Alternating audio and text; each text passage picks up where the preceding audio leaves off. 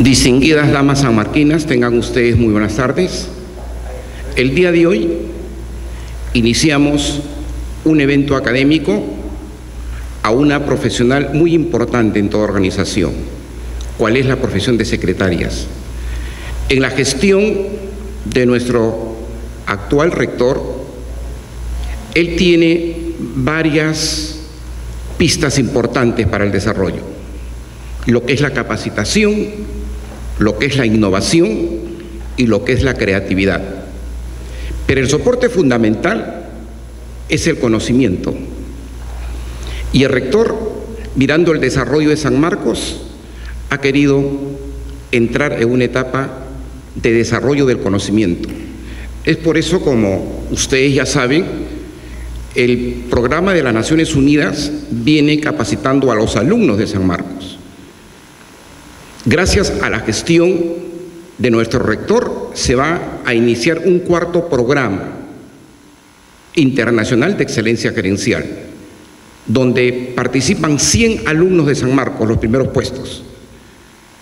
6 alumnos de la UNI, 6 de la Agraria, 6 del Callao, y el rector indicó por qué tan pocas universidades y la juventud es muy grande. Las gestiones que ha permitido el rector realizarlas en Nueva York ha permitido que San Marcos invite a 10 universidades más. Entonces, estamos viendo la capacitación de los alumnos de San Marcos.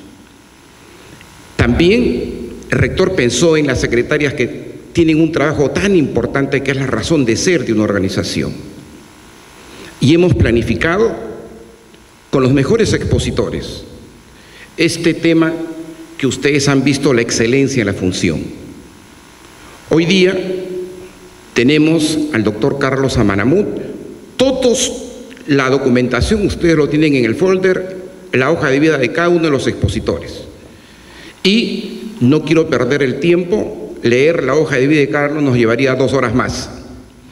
Entonces iniciamos otra etapa más con ustedes, que son la parte importante y la razón de ser del desarrollo de San Marcos, este ciclo de capacitación que se inicia hoy día y termina el día jueves. Esto lo estamos manejando con los integrantes de Centrum Católica y del programa de Naciones Unidas. Por eso nosotros es hora. Hoy día dijimos 3 de la tarde y 3 de la tarde se cerró la puerta y comenzamos con los que estamos. Vamos a jugar mucho con valores. Uno de los valores fundamentales es la puntualidad. Entonces, comenzamos con ese valor de la puntualidad. No se olviden, mañana en el Photocheck traer sus fotos y mañana comenzamos también antes de las 3. Ideal que estén 10 para las 3 para que el expositor que llegue 3 comience su clase y nos pueda brindar el conocimiento y toda la sapiencia para que cada día nosotros aprendamos y seamos mejor cada día. Tenemos una gran responsabilidad, no solo la imagen que tiene San Marcos, siendo la universidad más prestigiosa en el mundo, sino la marca de San Marcos. ¿Y qué hacemos nosotros para que cada día esa marca siga posicionándose en el mercado? ¿Quiénes son los actores para esto? Ustedes, nosotros, el rector principalmente, que viene haciendo las gestiones en diferentes partes que posteriormente le vamos a indicar, las becas que se han conseguido para profesores. Después de usted viene la capacitación a 120 docentes. Y así vamos a ir entrando en lo que es capacitación. Bueno, recibamos con un aplauso al doctor Carlos Amanamut. Carlos, adelante.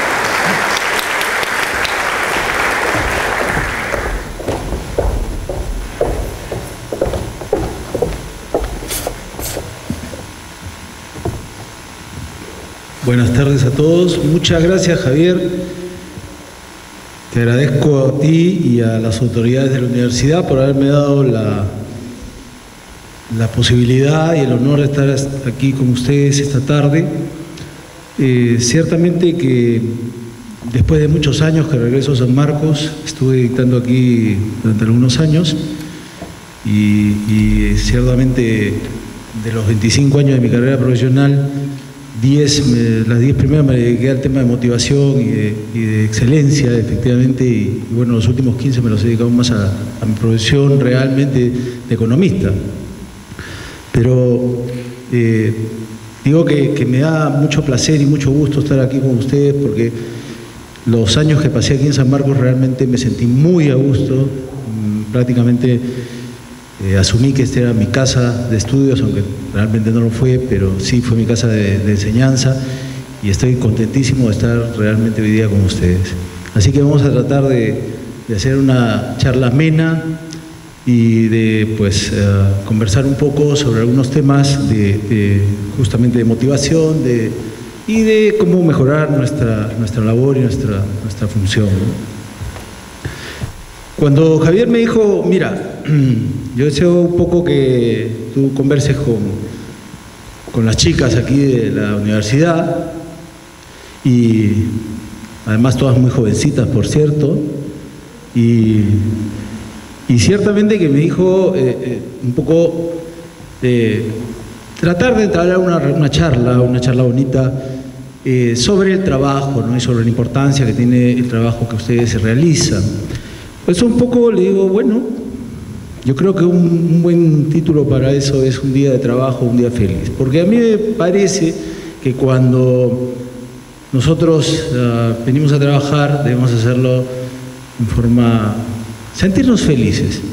El filósofo Santander dice que ¿qué se necesita para ser feliz?, ¿no? Y hizo esa pregunta a muchos de sus alumnos y muchos respondían, bueno, dinero, amor. Y en realidad lo único que se necesita para ser feliz es ser feliz. Porque en realidad es un verbo, no es un sustantivo. Y yo entonces quiero comenzar esta charla pues un poquito mencionándoles que no voy a... Primero quiero... Vamos a despojarnos un poquito del taburete y conversar un poco. Lo primero que quiero decirles es que no vengo a contarles nada nuevo. Probablemente muchas de estas cosas que vamos a contar el día de hoy, ustedes ya las han escuchado. Pero pues muchas veces o no le prestamos atención, o como siempre es importante que las cosas siempre de alguna manera nos la estén informando muchas veces para que de alguna manera entre, así como una computadora, en el chip, ¿verdad? Se quede allí. Y eso muchas veces ocurre por repetición, así que no les vengo a decir nada que ustedes no hayan escuchado. Pero vamos entonces a entablar nuestra charla de hoy en 3 momentos, ¿no? El primer momento es el que vamos a hablar un poquito de... déjenme cuadrar esto de las diapositivas. Ya, creo que ahí estamos. Lo primero que quiero comentarles es de que para ser felices en nuestro trabajo, lo primero que tenemos que hacer es aprender a comunicarnos con nosotros mismos. Conocernos. Tenemos fortalezas, tenemos debilidades, y pues lo primero es aprender a comunicarnos o estar comunicados con nosotros mismos, ¿no? Y estar comunicados significa conocernos. Y realmente, ¿qué es más importante? ¿La personalidad o el carácter de una persona? Bueno, la personalidad es normalmente lo que se ve, lo que se aprecia de afuera, pero el carácter no se aprecia, sino más. El carácter, para conocer el carácter de una persona, muchas veces hay que ponerla a prueba, muchas veces hay que de alguna manera interiorizar un poco más con esa persona, acercarse un poco a esa persona y conversar con ella. Entonces, en realidad, ¿qué cosa es más importante? Si la personalidad o el carácter. Muchas veces vemos en la televisión y muchas se dice, esta persona tiene una gran personalidad, y ciertamente la personalidad pues puede de alguna manera imitarse. La personalidad puede simple y llanamente ser una máscara que alguien quiere presentar.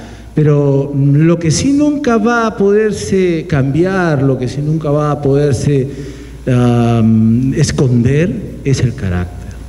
El carácter es lo que refleja lo que realmente es una persona, en cómo de alguna manera se enfrenta en la vida con las cosas que le ocurren y qué decisiones toma y si realmente tiene la fuerza interior suficiente para llevar a cabo lo que se necesita para seguir avanzando en la vida.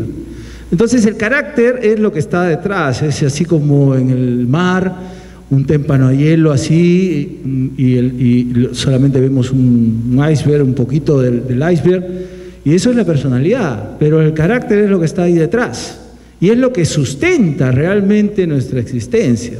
No la personalidad, repito, es simplemente una máscara y nos podemos cambiar de máscara cuantas veces queramos, pero el carácter difícilmente lo vamos a poder cambiar. Entonces es importante que desarrollemos nuestro carácter más que nuestra personalidad.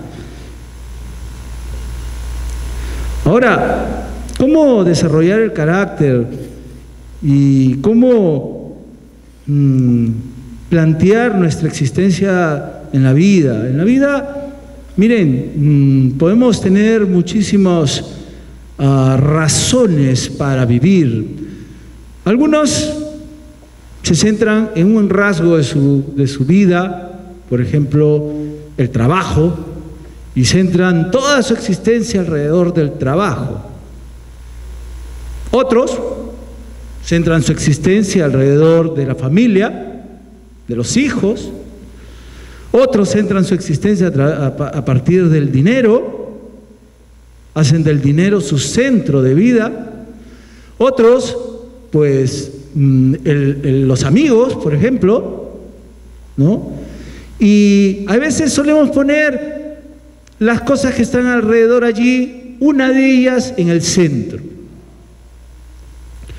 Y ciertamente, claro, intentamos que una de esas cosas pues nos aporten sabiduría, seguridad, poder, guía, pero la gran pregunta es si esas cosas realmente deberían o no estar al centro de nuestra vida.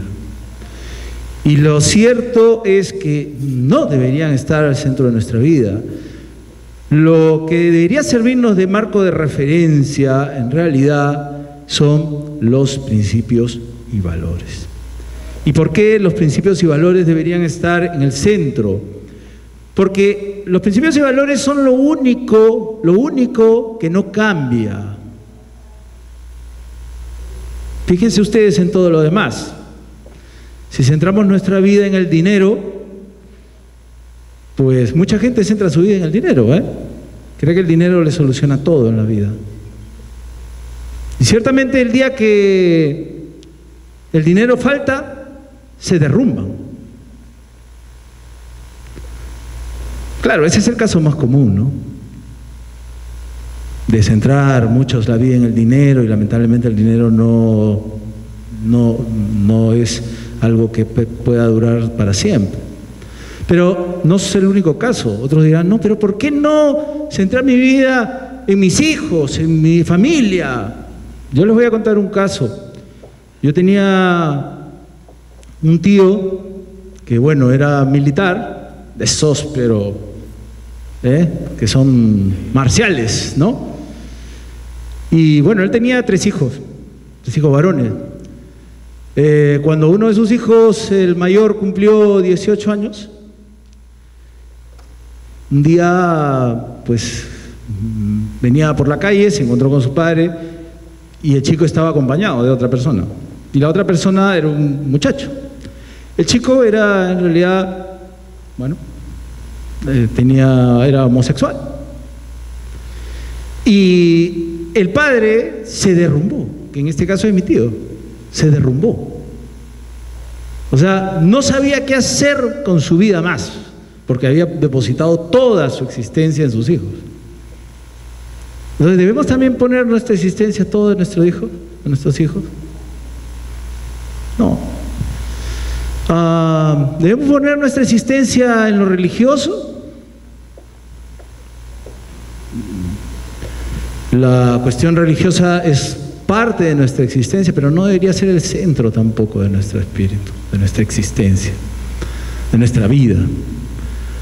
Yo recuerdo una vez cuando estaba de gerente en una compañía de servicios, que una señora, recuerdo, me dijo, había un trámite que no le había salido, pero es que le faltaban algunos documentos, se le informó, se le dijo que no podía realizar y la señora era de esta religión de Testigos de Jehová. Venía ella característicamente vestida como una persona de Testigo de Jehová, venía con su hijo. Recuerdo mucho que como el trámite no le había salido, lo que ella me comenzó a decir delante de todos los clientes que estaban alrededor es: Dios lo va a castigar a usted. Interiormente decía,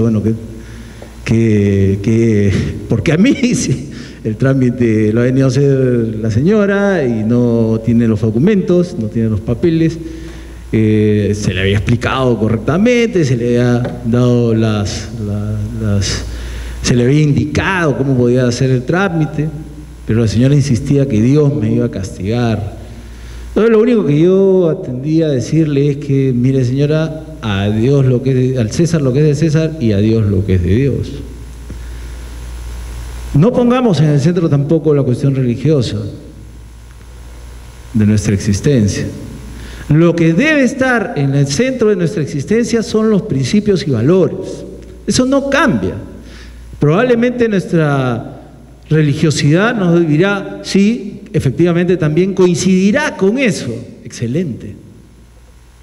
Pero no poner nuestra religiosidad en el centro, poner los principios y los valores en el centro. Porque eso no cambia nunca.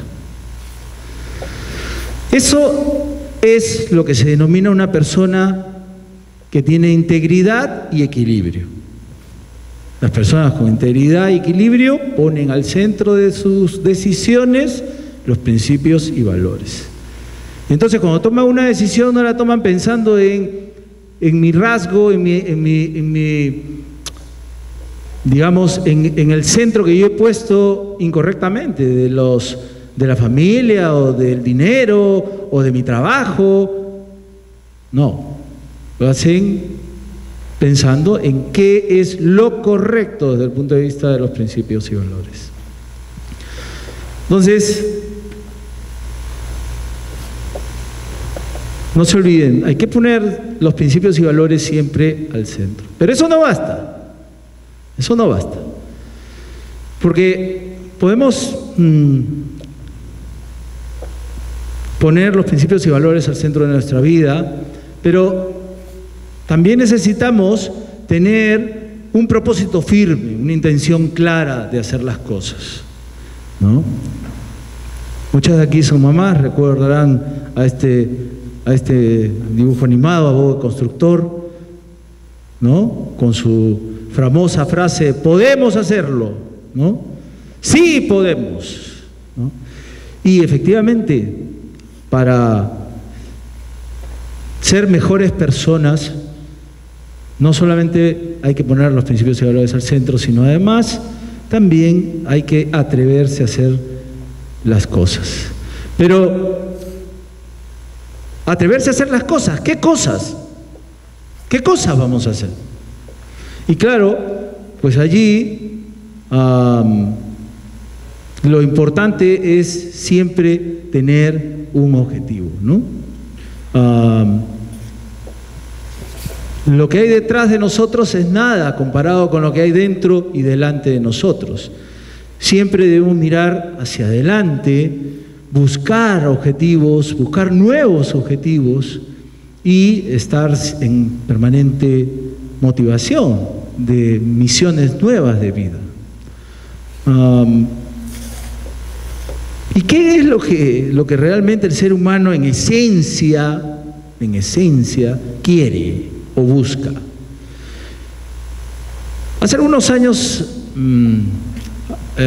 dieron un film, una película que se llamaba Blade Runner. Esta película era muy interesante porque hablaba de unos androides que de alguna manera tenían que ser destruidos por los humanos de aquel tiempo de ciencia ficción, ¿no? De aquel futuro. Y estos androides se resistían a morir, se resistían a ser apagados, por decirlo de alguna manera. Y hay una parte muy valiosa de la película al final, donde el androide pues tiene la posibilidad de matar al humano, que lo estaba cazando, digamos así, y no lo hace. Y se deja morir, ¿no?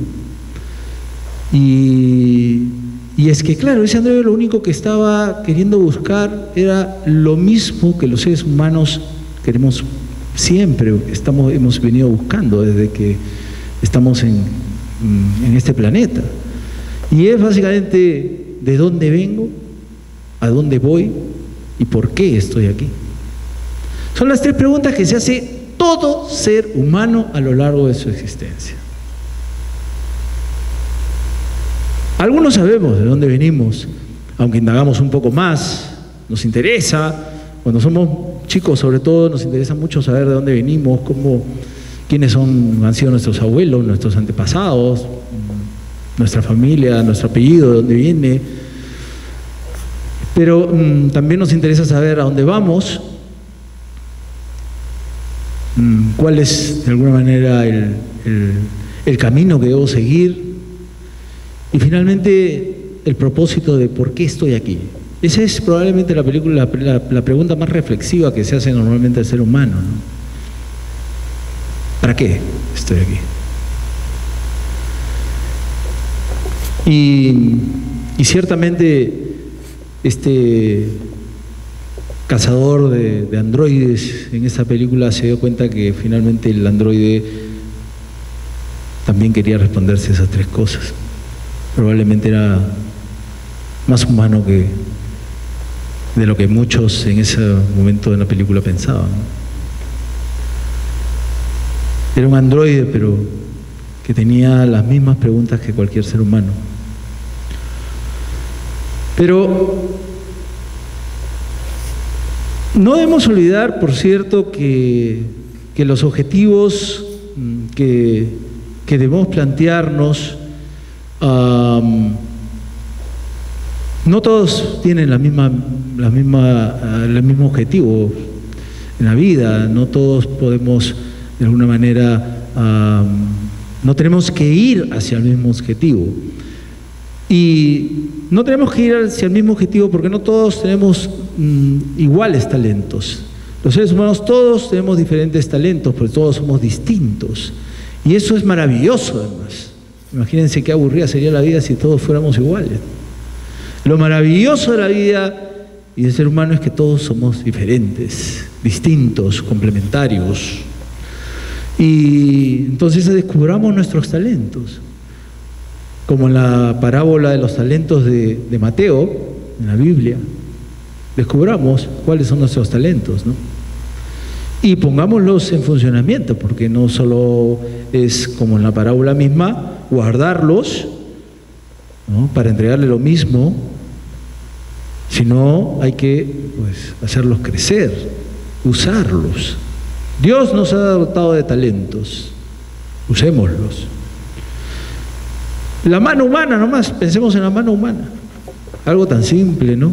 Aparentemente decimos simple, pero en realidad una mano humana es probablemente una de las creaciones más maravillosas que existen.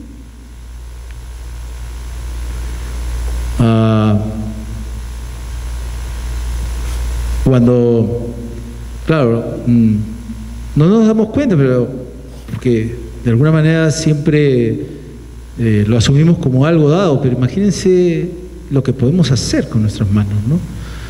Es una maquinaria perfecta. Y entonces el ser humano tiene muchas cosas que podemos desarrollar, muchos talentos, muchas habilidades. Lo único, hay que descubrirlas. Descubramos nuestro talento.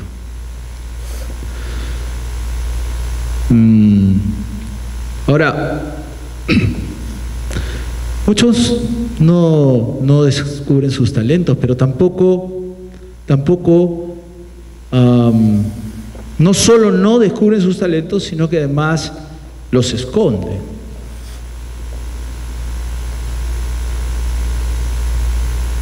Peor aún, ¿no? Lo que primero que debemos hacer es aprender a aceptarnos a nosotros mismos, ¿no? Y en realidad nada ni nadie puede hacerte sentir inferior sin tu consentimiento. Si uno no lo permite, nadie puede hacernos sentir mal. Nosotros permitimos que los demás nos hagan sentir mal, nos hagan sentir enojados, nos hagan sentir tristes. Lo permitimos nosotros, nadie más lo permite, nosotros mismos lo permitimos. No son los demás los que tienen la culpa de eso, somos nosotros los que permitimos eso. Pero, pues, hay que comenzar aceptándonos a nosotros mismos.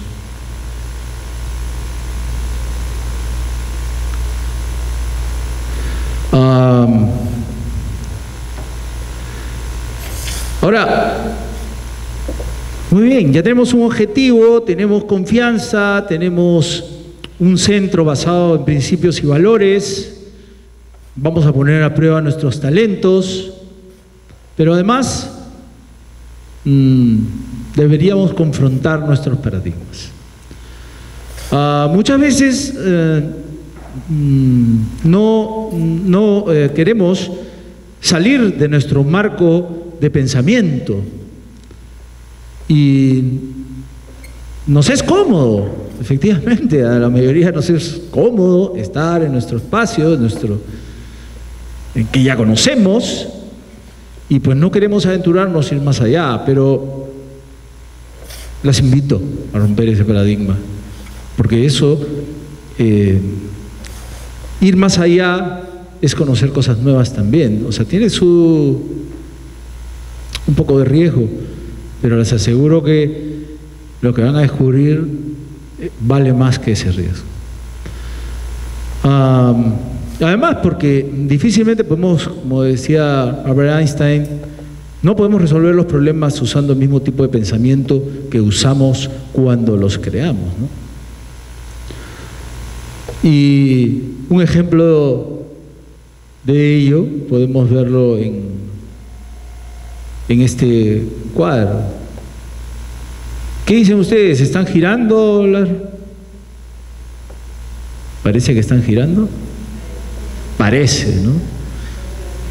Pero en realidad no están girando, ¿no?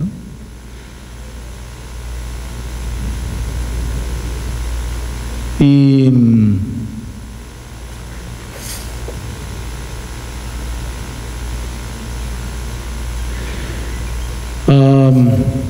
a ver, ¿cómo puedo unir yo todos los siguientes puntos, 9 puntos, con 4 líneas rectas sin despegar el lápiz?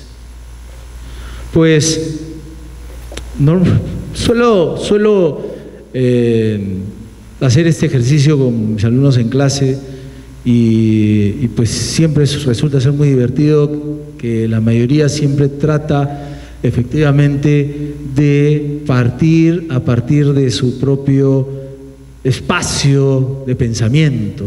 En realidad, la única forma de resolver esto es así, o sea, escapando justamente del espacio. Si ustedes han tratado en estos segundos de hacerlo partiendo de alguno de los puntos, pues simplemente era imposible de resolverlo. Había que salirse más allá de los 9 puntos para poder lograrlo. Pero así son los paradigmas, ¿verdad? Están ahí y solo cuando nos remueven un poco nos damos cuenta que, oye, era más fácil, ¿no? Ahora, yo sí, hay otro paradigma. Hay unos que dicen que, por ejemplo, existen 10 mujeres por cada hombre y otros que dicen 5 mujeres por cada hombre. ¿Cuántas mujeres hay por cada hombre?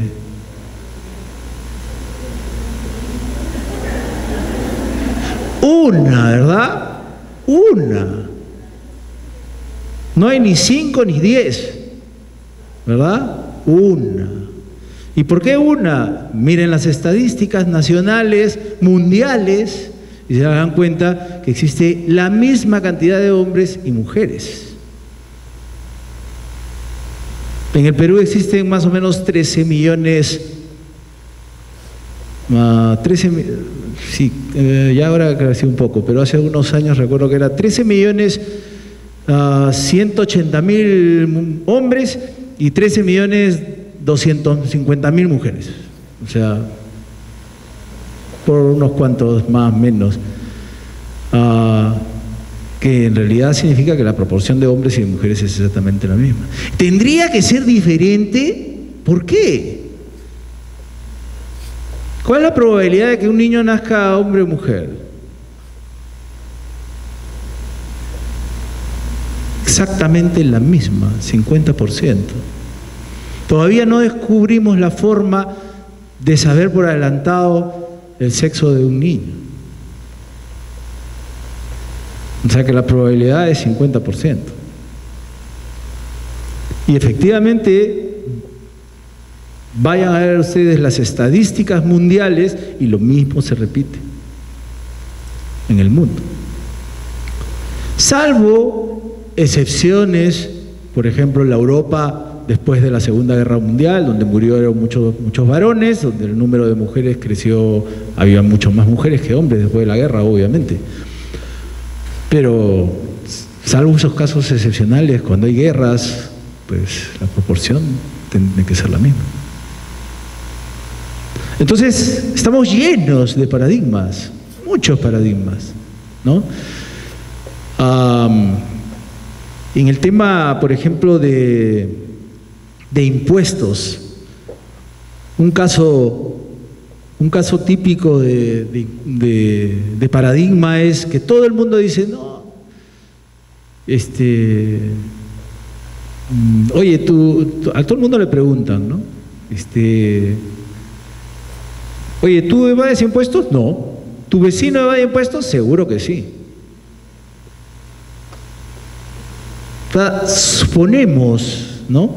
Y muchas veces la evasión de impuestos se genera por una cuestión de un paradigma que tiene la gente que cree que todo el mundo evade. En realidad no es que todo el mundo evada, al contrario, casi todo el mundo cumple. Los evasores, sí, en el Perú hay mucho más evasión que en otros lados, pero imagínense, si todo el mundo evadiera impuestos, entonces no les aseguro que no funcionaría el país. Funciona porque efectivamente la mayoría paga. Hay una alta evasión, pero no es de las magnitudes que las personas creemos. Y así, nuestro mundo está lleno de paradigmas. Y pues hay que enfrentarnos a los paradigmas, hay que romper los paradigmas. Hay algunos que son diseñadores de paradigmas, ¿no? Y hay otros que son pioneros de paradigmas. El pionero de paradigmas, pues básicamente es el que avanza en un nuevo paradigma, descubre, rompe un nuevo paradigma. Rompe el antiguo, quiero decir, y avanza hacia el nuevo, ¿no? Pero los paradigmas, pues romper paradigmas, repito, lamentablemente no siempre es fácil, no siempre es sencillo. El águila real, por ejemplo, es un ave que más o menos vive unos 70 años. Pero cuando llega más o menos a los 40 años, pues el águila tiene que tomar una decisión muy difícil. Ha llegado a los 40 años con el pico encorvado, las garras, las uñas ya muy flexibles, de tal forma que no puede agarrar a la presa. Las alas ya no pueden volar, están gastadas. Y entonces se tiene que enfrentar a su propio destino y a su propio cambio. ¿Y cuál es ese? Durante 150 días, más o menos dura el proceso, el águila se va a lo más alto de una montaña, a un paredón, a un nido, y allí, pues, durante 150 días, tiene que comenzar el proceso. ¿Cómo comienza el proceso? Pues comienza a rasgar su pico contra la piedra de la montaña, rasgar, hasta que se lo saca su pico. Y el pico le vuelve a crecer.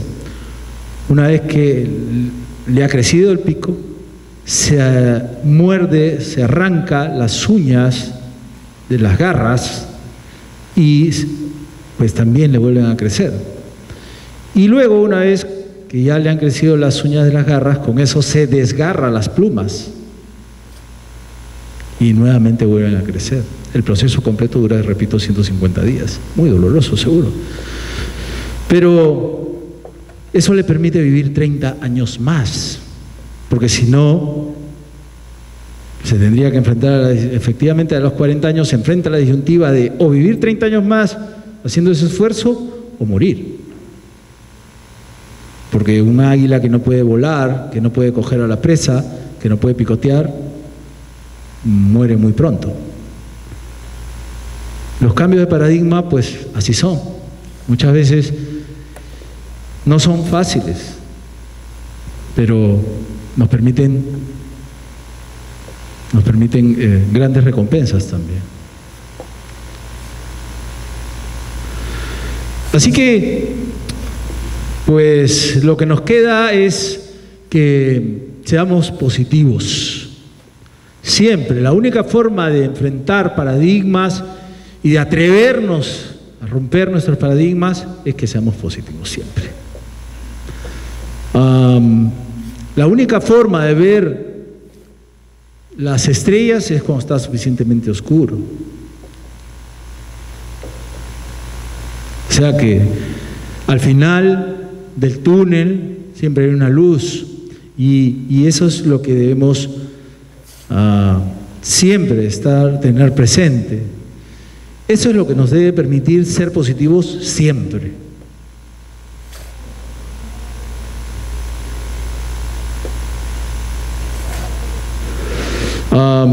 Claro, pero ¿qué significa ser positivos? Pues ser positivos significa que nosotros podemos mirar las cosas desde diferente cristal. Ustedes aquí tienen 4 dibujos. Uno es de un lugar en invierno, otro en un lugar en otoño, otro lugar en primavera y otro lugar en verano. Y pues déjenme contarles que en realidad esa imagen es exactamente la misma, solo que en 4 estaciones distintas, ¿no?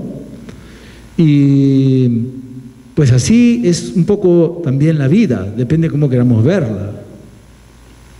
Si nosotros nos encanta la primavera, pues veamos las cosas como la primavera siempre. Y si nosotros queremos, pues nos gusta más así la nieve y las cosas, veamos las cosas en invierno, pero no equivoquemos el cristal con que miramos las cosas. Algunos nos empeñamos todo el tiempo en mirar las cosas con otro cristal. Y siempre nos encanta la primavera, pero no, yo siempre veo las cosas como otoño.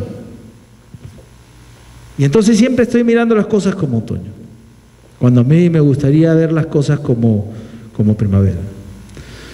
Y ciertamente que eso nos trae problemas porque no nos permite avanzar, no nos permite ser positivos.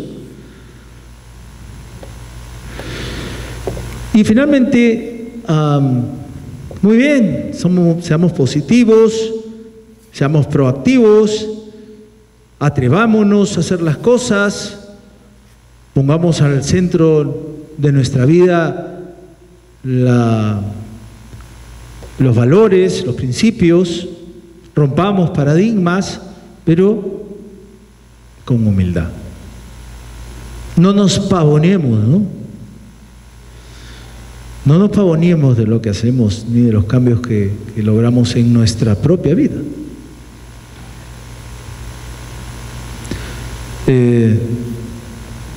Puede ser duro lo que voy a decir, pero en realidad a nadie le importa salvo a uno mismo. Porque los cambios que hagamos en mejora de nosotros mismos solo nos importa a nosotros. Cada uno tiene su propio rollo interno, así que no esperen que los demás se sienten maravillados de lo que ustedes están logrando internamente. Es un mundo propio. Así que todos los logros todo lo que consigan ustedes en su mundo interior es solo un logro para ustedes, no es de los demás. A los demás no les importa, repito. Así que hagámoslo con humildad, porque si no, lo único que vamos a conseguir es que los demás digan: ¿y este de qué se enorgullece tanto?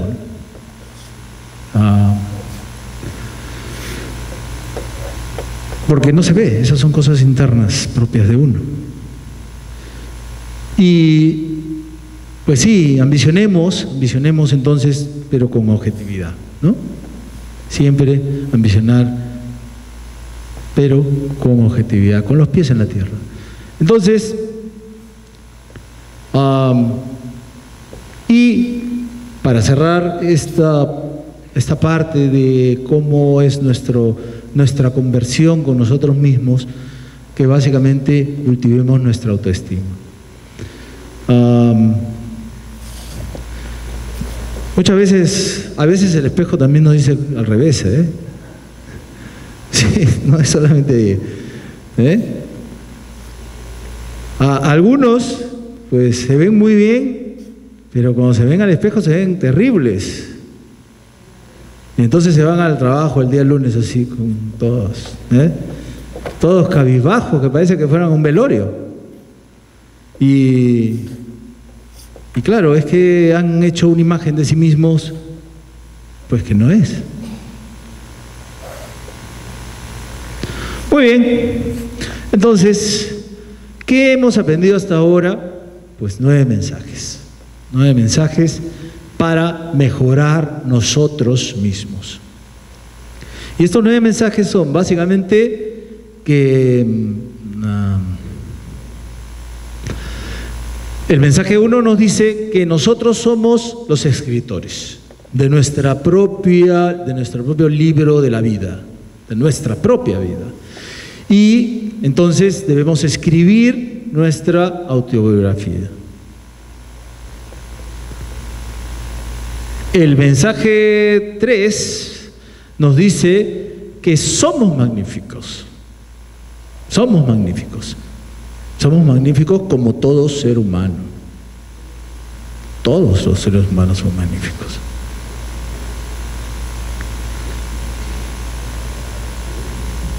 El mensaje 5, que debemos atrevernos a hacerlo.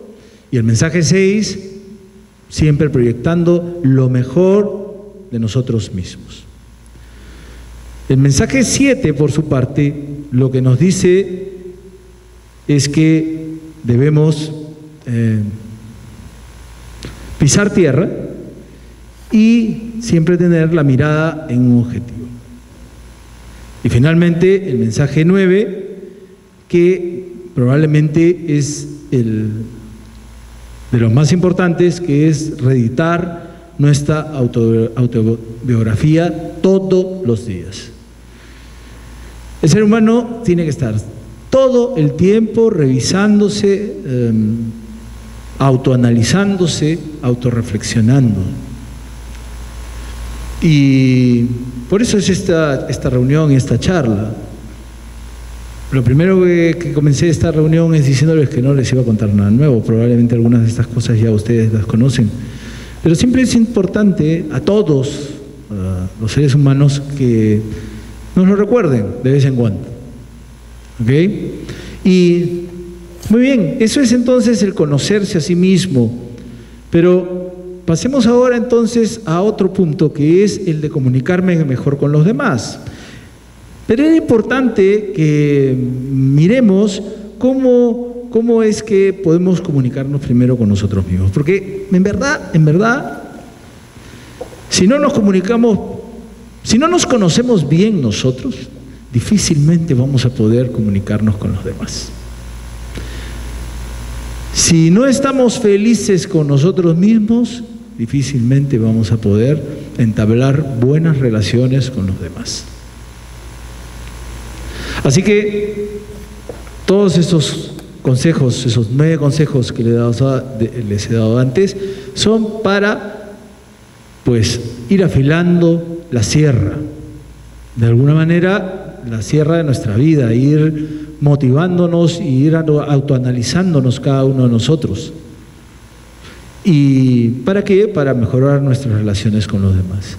Pero, entonces, ¿cómo es que yo puedo aprender? Una vez que he comenzado a reflexionar sobre mí mismo y sobre las cosas que puedo hacer, ¿cómo puedo mejorar mi comunicación con los demás? Y ustedes saben que el proceso general de comunicación, pues siempre hay un receptor, hay un emisor, cada uno de ellos tiene un propósito. Y claro, los receptores y emisores pueden ser individuos, grupos, instituciones, sociedades. Y en general,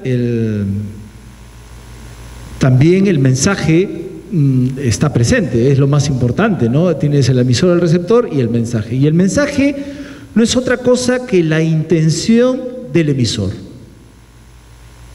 Es lo que quiere comunicar. Y ese mensaje, pues tiene un contenido, y el contenido es aquello que se desea compartir. Finalmente, un medio, ¿no? Y el medio tiene un lenguaje, un canal y un soporte.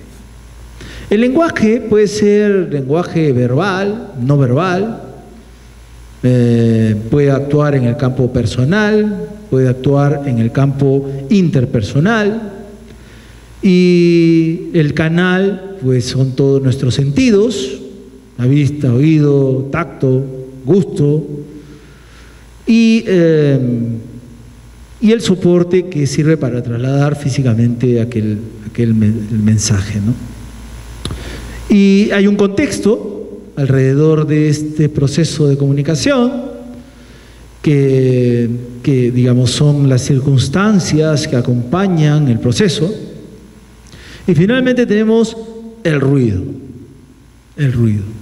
Y el ruido es una interferencia que deforma el mensaje que se quiere transmitir. Por eso el ruido está ahí obstruyendo el mensaje, ¿no? Pero en realidad, ¿qué es lo que el mensaje busca? O mejor dicho, ¿qué es lo que la comunicación busca? Lo que la comunicación busca normalmente es tres objetivos, ¿no? Primero, transferir alguna información, dar alguna información. Intercambiar con el otro, con el receptor algo, y transmitir. Pero aquí el transmitir no se está refiriendo a la información realmente, sino el transmitir se está refiriendo básicamente a otros aspectos que van junto con lo físico, con la letra, pero que no necesariamente tiene que ver con eso. Puedo yo estar transmitiendo sentimientos, puedo estar transmitiendo deseos. Entonces es más que transferir, ¿no? Pero normalmente la comunicación busca alguna o a todas esas tres. Y el lenguaje, bueno, el lenguaje pues puede ser verbal, visual, gestual o de postura. El verbal, pues el lenguaje verbal es el lenguaje que todos conocemos. Efectivamente pueden haber problemas entre el receptor y el emisor porque no manejan el mismo lenguaje o el mismo código de lenguaje, ni siquiera lenguaje, sino el mismo código de lenguaje. Ahora yo, por ejemplo, tengo muchos problemas. A veces me manda un email mi hija y la verdad que no le entiendo más que la mitad de lo que escribe. Porque, no sé, me pone unos dibujitos y me pone K y yo le digo qué cosa quiere decir K y me dice quiere decir qué. Y no entendí nada, hija, le digo. Pero claro, ella se envía el email con su amiga y se entienden de maravilla, ¿no? De maravilla se entienden. El lenguaje también puede ser visual, ¿no? Con la vista podemos decir muchas cosas. La mirada dice mucho de una persona. Normalmente cuando una persona está siendo sincera con otra, algunos de los tips dicen que la persona siempre te mira a los ojos. La persona que no te mira a los ojos, pues normalmente algo oculta. Los gestos, ¿no? Hay una serie actualmente que se llama Lie to Me, ¿no? Miénteme. Y ahí se enseñan muchos tips de cuando las personas mienten. Bueno, es una película más bien, una serie más bien policial. Pero en realidad se aplica para todo, ¿no? La forma de sentarse, la postura también dice mucho de las personas, los gestos. Yo tuve la suerte de vivir algunos tiempos en Europa y me pasé como todo el que vive en Europa se pasea por todos los países de Europa. Y en Italia, por ejemplo, los italianos son muy gestuales. Todo lo hacen con las manos y la cabeza y el cuerpo y hacen muchos gestos y uno pues tiene que tratar de interpretar, ¿no? Las veces que he ido me he quedado muy poco tiempo allí como para entender lo que quieren decir, aunque tengo un hermano que estuvo algunos años, así que él sí interpreta muy bien y ahora que está aquí me cuenta más o menos cómo es lo que quieres decir cada uno de sus gestos. Otras culturas, sin embargo, en otras culturas pues no hacen muchos gestos y pues las personas tampoco no digamos, entre culturas también hay diferencias, quiero decir, con respecto a una misma forma gestual. Por ejemplo, cuando un americano conversa con otro americano, normalmente la distancia es pues de más o menos 1 metro. Cuando un latino conversa con otro latino, más o menos la distancia es de medio metro. Y cuando uno del Medio Oriente conversa con otro del Medio Oriente, los hindúes, por ejemplo, la distancia es pues casi nada. Ellos conversan dándose besos. O sea, y es que es así, es parte de su cultura.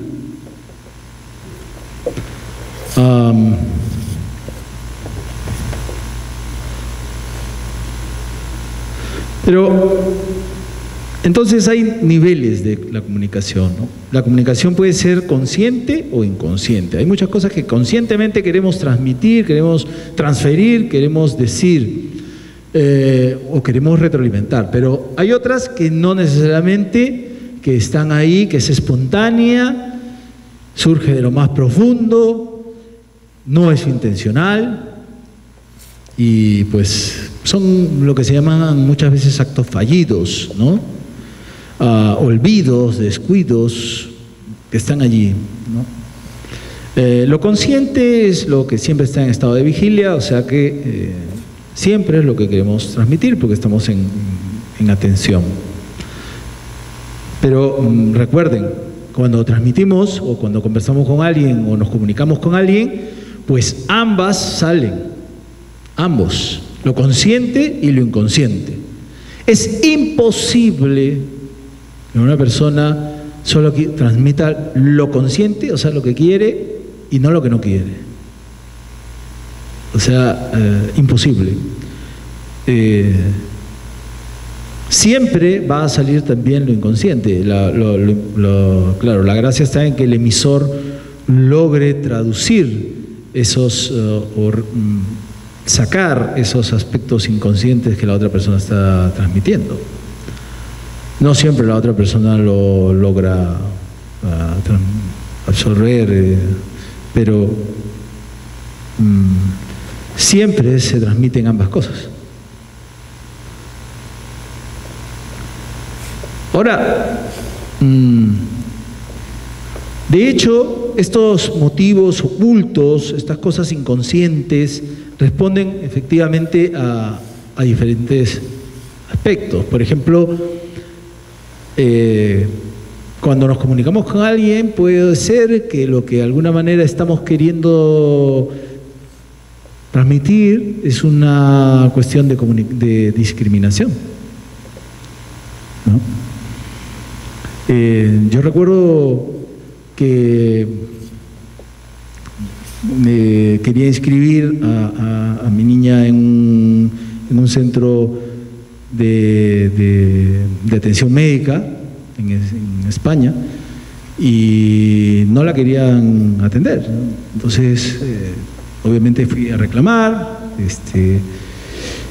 y bueno, finalmente me llamaron a la jefa del área. La jefa del área me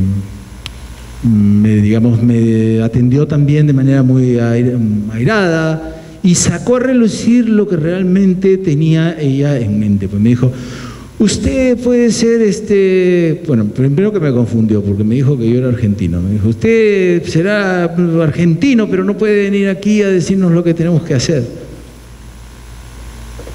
¿A qué venía el caso decir eso? No venía nada al caso. Primero que yo no le estaba diciendo lo que tenía que hacer, le estaba diciendo cuáles eran los derechos de mi hija. Y así que lo que en realidad en el fondo estaba detrás de eso era que ella quería manifestar su malestar porque los inmigrantes hicieran uso quizá de los servicios de... Se equivocó además porque mi hija no era inmigrante, es española, así que... Pero en todo caso yo era el migrante. Pero ella quería transmitirme eso, ¿no? O sea, su intención estaba más por ese lado que por el lado de querer, digamos, decirme que no se podía o sí se podía y que cómo solucionar el problema. O sea, nunca me dio una solución al principio. O sea, su intención era decirme eso de frente, ¿no?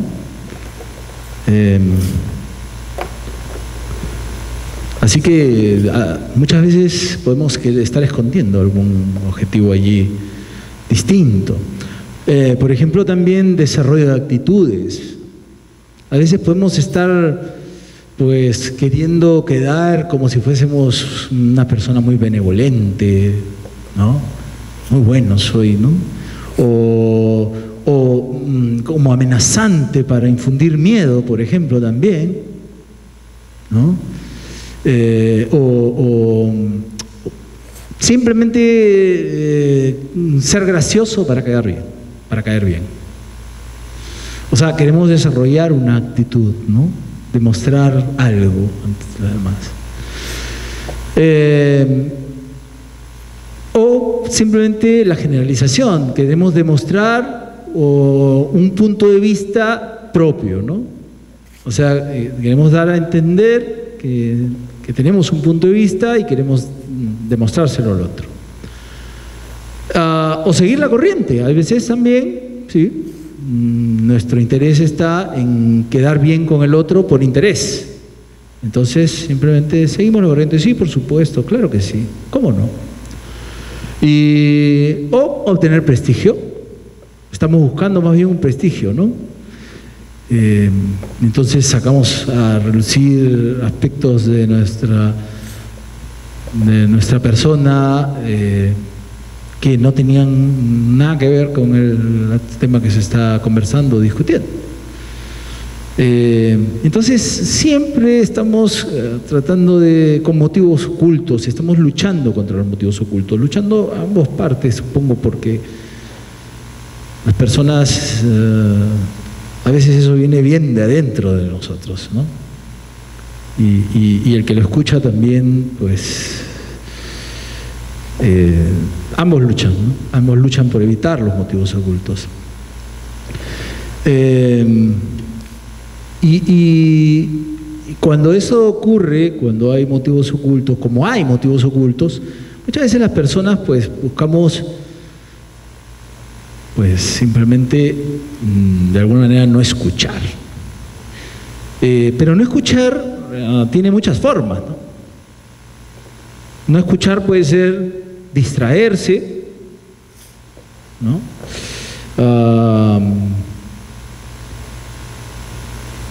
Siempre distraerse, digamos, alguien les está hablando y estamos atendiendo el teléfono, mirando la computadora y en realidad estamos distrayéndonos permanentemente y nunca dejamos terminar a la persona. Esa es una forma muy mala de escuchar. Primero que además la mayoría de las personas somos muy malos para escuchar. Preferimos hablar antes que escuchar. Hay un cuento hindú que dice que los hindúes se enrollan la lengua. ¿Y para qué se le enrollan? Para que justamente cuando alguien les transmita algo, se tengan que demorar para desenrollársela, para poderlo escuchar. El escucha significa, pues, escuchar, significa realmente interesarse por lo que el otro quiere transmitirnos. Pero siempre nos gusta más transmitir a nosotros. Y ahora vamos a ver algunos de esos aspectos también. Pero algunos malos estilos de escuchar, repito, distraerse, fingir que se escucha, ¿no? Fingir que se escucha, en realidad no estamos escuchando nada. Escuchar selectivamente, escuchamos solo lo que nos parece o que va de acuerdo con lo que nosotros pensamos. Lo que no va de acuerdo con lo que nosotros pensamos, como que no lo escuchamos. Se nos borró esa parte del cassette. O escuchar solo palabras. Escuchar solo palabras es malísimo porque nos perdemos en realidad casi el 90% de la comunicación. Las palabras solo son el 10% de lo que se quiere transmitir. Y el 90% restante está en los gestos, en la forma, en lo visual. No está en las palabras en sí mismas. Entonces, solo escuchar palabras nos estamos perdiendo bastante, ¿no? De poder entablar una comunicación efectiva con otra persona. Y la famosa escucha egocéntrica, ¿no? Que es la famosa escucha autobiográfica, ¿no? Que pues apela a lo que nos ha pasado a nosotros como experiencia. Y si lo que nos estás contando va con la experiencia de nosotros, pues te escucho. Si no va con la experiencia de nosotros, normalmente lo que hacemos es interrumpir a la otra persona y comenzar con nuestra autobiografía, ¿no? Y las respuestas autobiográficas, las respuestas autobiográficas normalmente van en el sentido de aconsejar, ¿no? Imaginemos que nuestro jefe nos ha encargado un proyecto de rediseño, por ejemplo, del servicio al cliente, y pues usted se toma 3 semanas en dicha labor, y bueno, luego eso tiene una reunión en su oficina para de alguna manera contarle lo que ha elaborado, explicarle el proyecto en detalle, y pues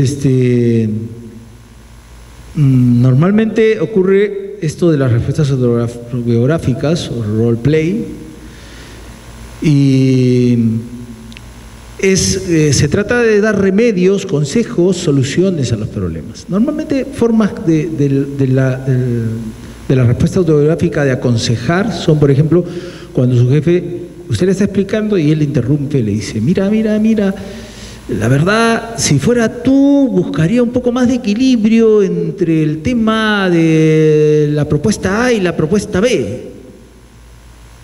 Lo está aconsejando.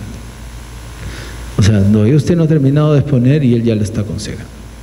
Otra forma es la clásica, ¿no? Mira, te voy a contar algo. Cuando yo recién me inicié en esta institución, me encargaron un trabajo similar, ¿no? Y yo, la verdad, hice tal y tal y tal. Bueno, no se queda mirándolo simplemente y escuchando, pero no nos ha dejado terminar lo que queríamos. Y ya nos está aconsejando lo que debemos hacer. Otra respuesta autobiográfica que suele ocurrir es la de indagar, ¿no? Hacer preguntas, pero desde nuestro propio marco de referencia o desde nuestra propia agenda. Por ejemplo, ¿no? Le dice: bueno, ¿qué esperas lograr usando este enfoque? ¿No? Ya está indagando, pero claro, desde un marco, ¿no? Si se fijan, la propia pregunta como que da un marco y dice: te has salido del marco, ¿no? Entonces, ¿qué esperas lograr saliendo con este enfoque, ¿no? O por ejemplo también le dice: ¿por qué estás previendo la descentralización de las oficinas si eso podría dificultar, ¿no te parece, el manejo del personal? Ya está, o sea, él cree que la descentralización de las oficinas va a mejorar el manejo del personal. Entonces ya le está preguntando al otro desde su propia óptica. Otra forma de respuesta autobiográfica es la del interpretar. O sea, explicar los motivos y las conductas de otros basados en nuestra propia experiencia y tratar de deducir. Me parece que lo que tu propuesta deja en claro es que necesitamos más supervisores, ¿verdad? O sea, está haciendo su propia interpretación. Y finalmente, la última que se suele dar también muy seguido es la de evaluar, y es juzgar y estar o no estar de acuerdo, ¿no? Un ejemplo de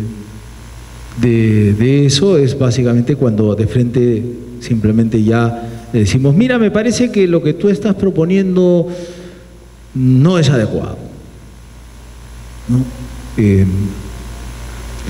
Esas son en realidad formas inadecuadas de comunicarse. No dejan que la otra persona realmente exprese su propuesta, sino que ya todo lo estamos, se dan cuenta que dentro de unos parámetros de su propia experiencia, de los parámetros de su propia vivencia.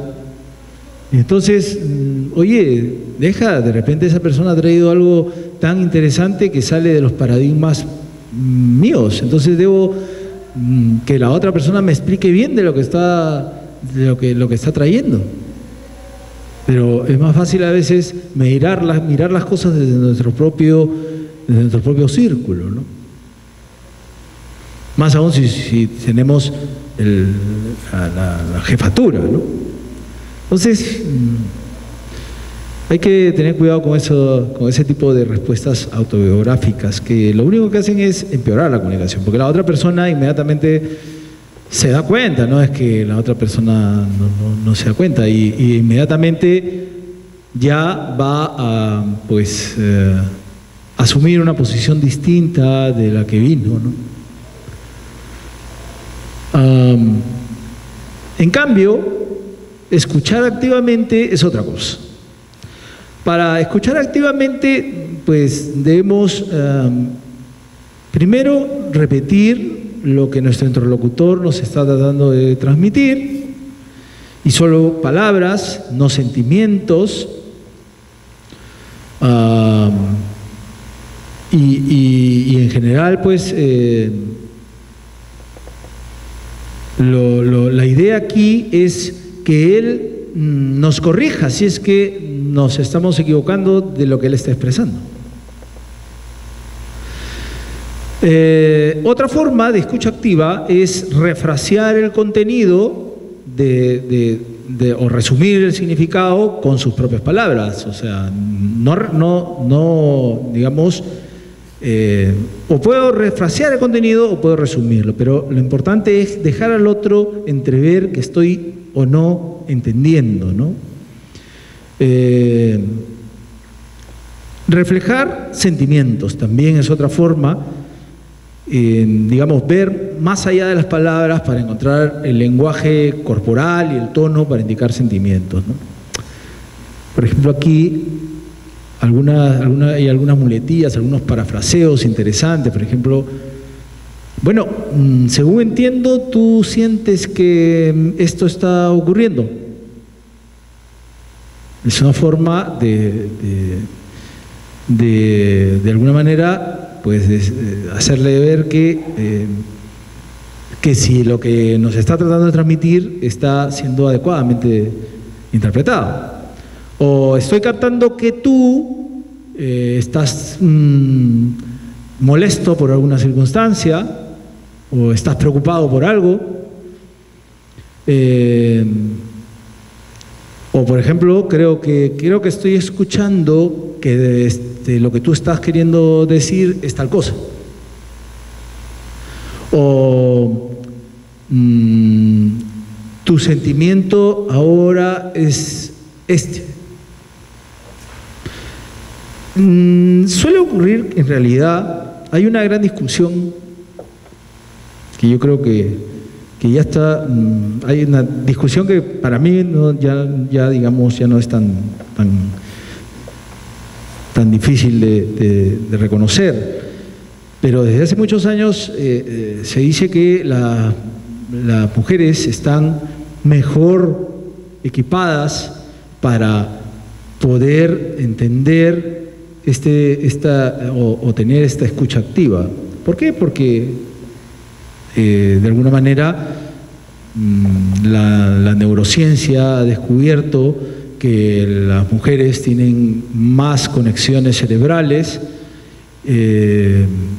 y que por lo tanto pues, pueden desarrollar o entender varios aspectos, sentimientos, emociones, cuestiones analíticas al mismo tiempo, más que los varones.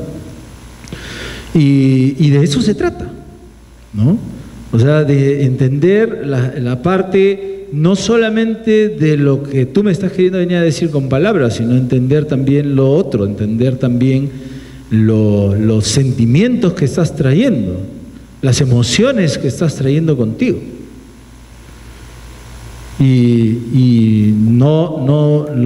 Pues yo sí creo que sí, efectivamente, ya la discusión ha resuelto, que la ciencia ha resuelto que efectivamente ustedes, las damas, tienen mucho más ventaja que nosotros los varones en eso, ¿no? en poder capturar esas emociones, esos sentimientos.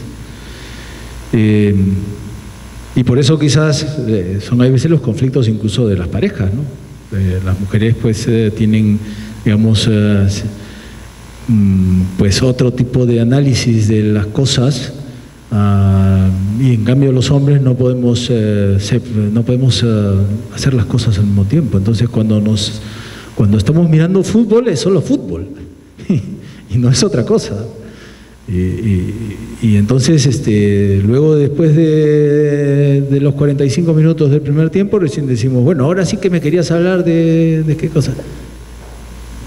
Es que no puedo hacer las dos cosas, como el partido mientras, el problema que tienes, ¿no? Entonces, pero bueno, son cosas que la ciencia seguro que todavía nos dirá mucho al respecto, pero ya está casi creo zanjado el tema ese, ¿no? Entonces, algunas de estas muletillas, como le decía, ¿no? Por ejemplo, estoy captando que tú estás sintiendo tal cosa, ¿no? O según entiendo, tú lo que sientes es que yo he hecho tal cosa y eso a ti no te ha parecido correcto. O, a ver, como lo oigo, tú lo que vienes a decirme es una propuesta para modificar tal cosa. Entonces, el otro me dirá, no, me dirás de esta forma, o sí, efectivamente, sobre eso venía a decirte. Entonces, son algunas muletillas de parafraseo. Yo, por ejemplo, escucho muy seguido, cuando me voy a la universidad en las tardes, creo que es a las 5 de la tarde, que dan al doctor Maestre, ¿no? A quien tengo gusto además de conocer personalmente. Y él, si ustedes lo escuchan, pónganse en la radio, a veces algunos seguramente que lo escuchan también seguido, porque es muy escuchado a nivel nacional. Y cuando él habla con una persona por el teléfono, observen ustedes cómo él entabla la comunicación. En cada momento está, sí, claro que sí, te entiendo, por supuesto. Siempre. O sea, te está manejando una comunicación de escucha activa. La otra persona que está al teléfono no siente que está hablando sola, no, está sintiendo que alguien está al otro lado y que está capturando o no capturando lo que uno quiere expresar, y sobre todo en ese tipo de cosas donde muchas veces el programa trata de temas emocionales, de sentimientos de las personas, de intimidades de las personas. Y es muy importante que ahí la persona al otro lado pues haga una escucha activa. Pero yo creo que en todas nuestras relaciones debe ser así. Cuando uno habla con una persona debe demostrarle que uno la está escuchando, que uno está capturando la información y todo lo que quiere transmitirnos, transferirnos. Pero pues siempre van a haber barreras en la comunicación, siempre van a haber barreras que pueden ser barreras psicológicas, desconfianza, vergüenza, culpa, inferioridad, desorientación, aislamiento, desesperación. A veces tenemos prejuicios de los demás. Y no debemos formar unos prejuicios de los demás. Lo mejor es ir libres nosotros.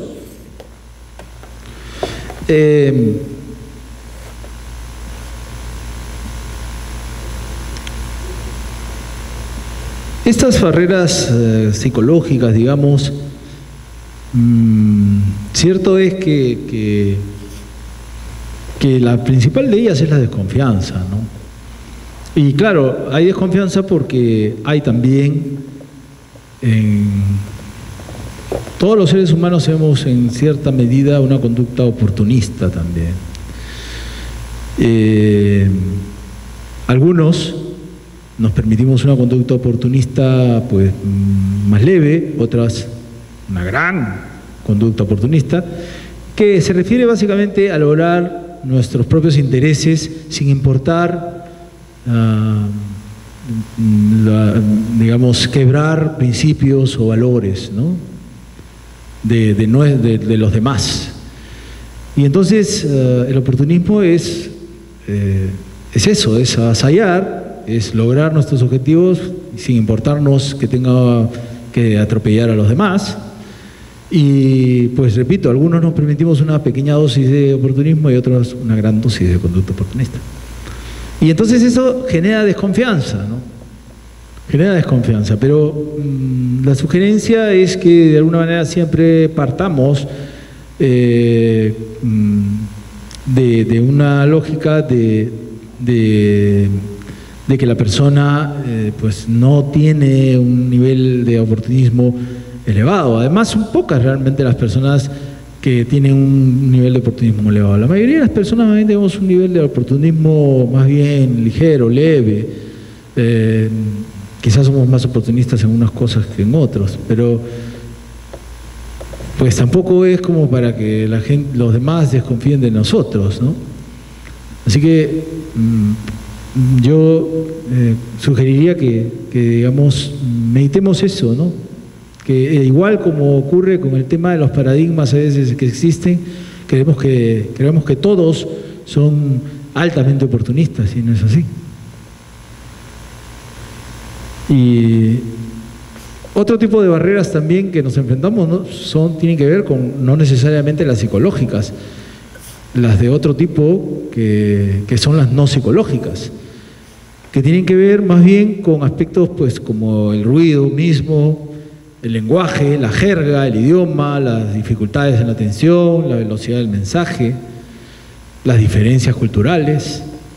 Entonces esas son barreras que pues malogran la comunicación. Ahora, ¿cómo las supero? ¿Cómo supero estas barreras de comunicación? Primero, evitar los motivos ocultos, ¿no? Tratar de evitar los motivos ocultos. A mucha gente, por ejemplo, yo escucho muchos comentarios que dicen la gente, el español es un tipo muy, muy duro, muy grosero, incluso dicen algunos que han viajado allá. La verdad que a mí nunca me ha parecido así, pero lo que sí creo es que es mucho más francote que nosotros, te dice las cosas más directamente. Y de repente a eso no nos gusta, porque nosotros más bien somos muy de ocultar y de no decir las cosas directamente, ¿no? No es idiosincrasia, ¿no? Por cierto, tampoco no es que sea nada, esté diciendo nada que no sea algo conocido, que lo sepamos todos, pero como muchas cosas, pues no nos las decimos unos a otros, que es otra cosa. Y ciertamente, ellos sí te dicen las cosas más directamente. Y nadie tiene por qué molestarse. Te digo lo que pienso de ti, y tú me dices lo que piensas de mí, se dicen la vela verde y ya está. Y al día siguiente, pues, no pasa nada. Y tranquilos. Pero es mejor eso que estar con cosas de ocultamientos, porque eso pues genera mucho más desconfianza, ¿no? Evitar gestos, trabajar con mística y pues asumir conductas específicas de cooperación, de colaboración, de convivencia, ¿no? Finalmente, para lograr una buena comunicación es necesario respetar al ser humano con el cual nos comunicamos, saber que no somos dueños de la verdad, no juzgar, no comparar, no menospreciar, buscar nuevos caminos de comunicación, compartir experiencias.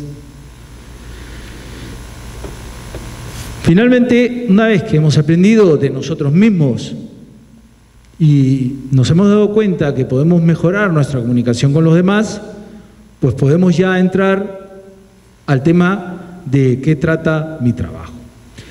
No el mío, el de ustedes, quiero decir. Y pues su trabajo básicamente está relacionado al proceso de servicio al cliente, ¿verdad?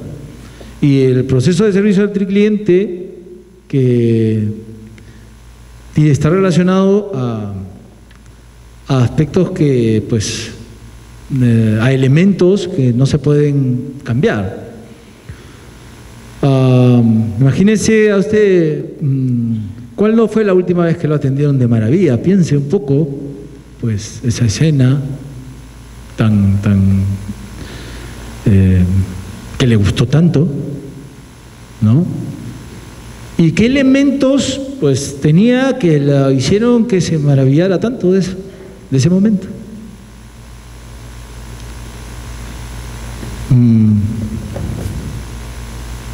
Pues vamos a ver qué elementos tenía eso.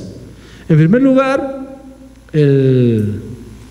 lugar, las características del servicio. Todo servicio es, en primer lugar, intangible, o sea, no tiene algo necesariamente físico, no es un producto.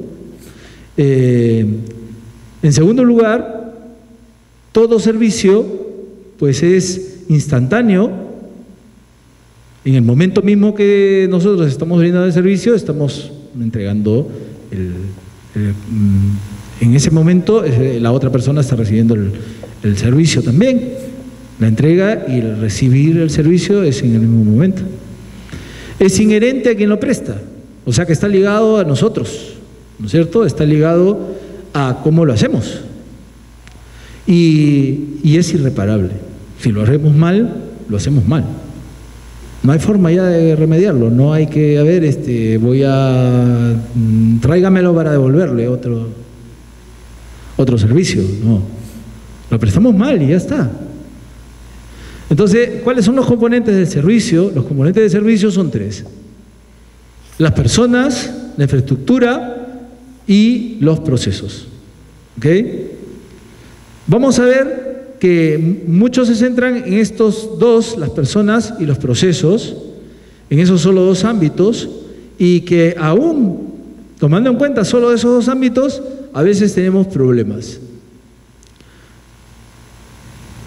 Por ejemplo, cuando nosotros brindamos un procedimiento regular y pues nuestro trato personal es insensible, frío, ¿no?, apático, y nuestro procedimiento es lento, poco coherente, desorganizado, pues ¿cuál es el mensaje que le estoy diciendo a los clientes? El mensaje que le estoy dando a los clientes es, la verdad, no nos importas.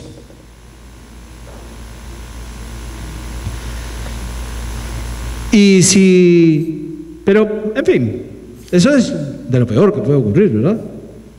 Pero también puede ocurrir que el procedimiento sea puntual, sea eficiente, sea uniforme, pero el personal sigue siendo insensible, apático, distante, sin interés. ¿Qué es lo que le estoy diciendo al cliente? Pues simplemente usted es un número y nosotros estamos aquí para procesarlo. El procedimiento es magnífico, pero pues quien lo brinda de manera insensible, distante. La otra posibilidad es que pues sea al revés, que brindemos un procedimiento que sea lento, poco coherente, desorganizado, pero el personal sí es amistoso, con interés, contacto. ¿Y cuál es el mensaje a los clientes en ese momento? Pues le estamos diciendo, la verdad, nos estamos esforzando, pero en realidad pues no sabemos lo que estamos haciendo. Claro, me estoy esforzando como persona, pero el procedimiento pues no lo conocemos. No sabemos qué estamos haciendo. Así que, solo basado en esos 2 aspectos, procedimientos y personal, pues debemos ser lo mejor siempre en ambos aspectos. Y en ambos aspectos, cuando ambos aspectos funcionan bien, Ahí le estamos transmitiendo que el cliente nos interesa y que le cumplimos. Ahora, ¿cómo ofrecer calidad en el servicio al cliente? Primero, transmitamos una actitud positiva, transmitamos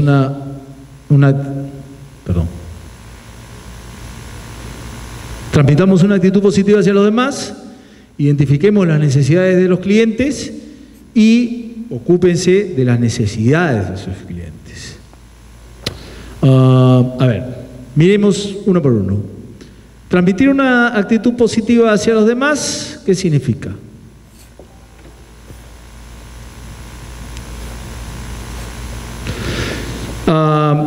Significa, pues, un estado influido por sentimientos, tendencias del pensamiento y de la acción. Entonces, en general, es la actitud que recibe, ¿no? El cliente. La actitud que usted transmite es la actitud que recibe el cliente. Ya hemos hablado de que hay que tener una actitud siempre positivos, hay que ser siempre positivos, pero pues no solo basta con serlo, sino que hay que también exteriorizarlo.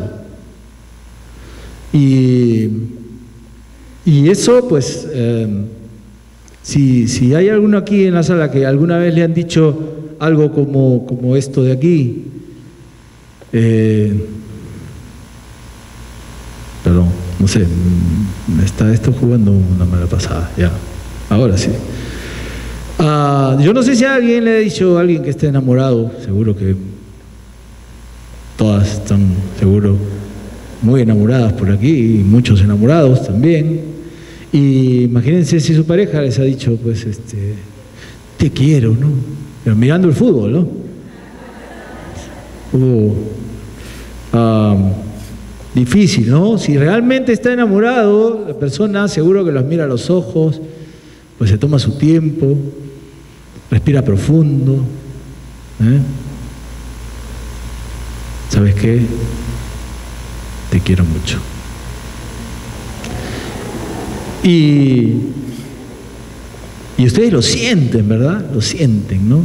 No es algo que es algo que se siente. Y eso es, o sea, eso es una actitud que digamos muestra una actitud positiva, ¿no?